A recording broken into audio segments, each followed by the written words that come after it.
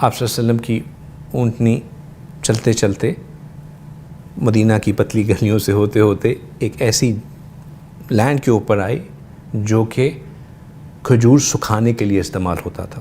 وہ property 2 orphans سہل and Sohail رضی اللہ تعالیٰ عنہما ان کی تھی, اور اونٹنی وہاں پہ آ کے بیٹھی, کچھ دیر بیٹھی, پھر کھڑی ہوئی, پھر چکر لگایا اور پھر آ کے بیٹھ گئی.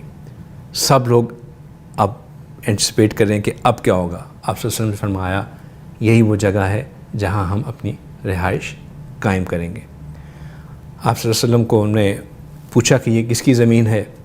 بتایا گیا کہ یہ ان دو یتیم بچوں کی زمین ہے. آپ صلی اللہ علیہ وسلم نے کہا کہ ہم یہ زمین لینا چاہتے ہیں. ظاہری بات ہے ہر ایک محبت سے بھرا ہوا تھا اور اپنے محبت کا اظہار کرنے کا خواہش مند تھا. ان دونوں بچوں نے کہا کہ یا رسول اللہ یہ ہماری طرف سے آپ کے لیے ہدیہ. لیکن آپ صلی اللہ علیہ وسلم نے کہا نہیں, آپ کا ہدیہ قبول, لیکن ہم اس کو آپ سے خریدیں گے اور اس کی جو فیئر پرائس ہے وہ آپ کو دیں گے.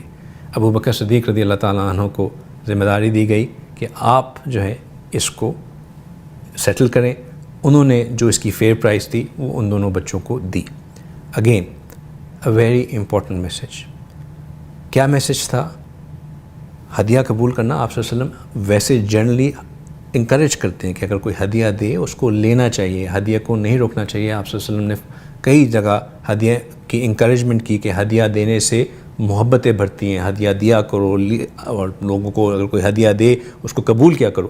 انفیکٹ بطور نبی آپ صلی اللہ علیہ وسلم کے لیے صرف ہدیہ لینا ہی جائز تھا. صدقہ تو آپ صلی اللہ علیہ وسلم لیتے ہی نہیں تھے, آپ کو اجازت ہی نہیں تھی اللہ سبحانہ تعالیٰ کی طرف سے صدقہ لینے کے لیے. اس لیے جو بھی چیز آپ لیتے تھے بطور ہدیہ ہی لیا کرتے تھے.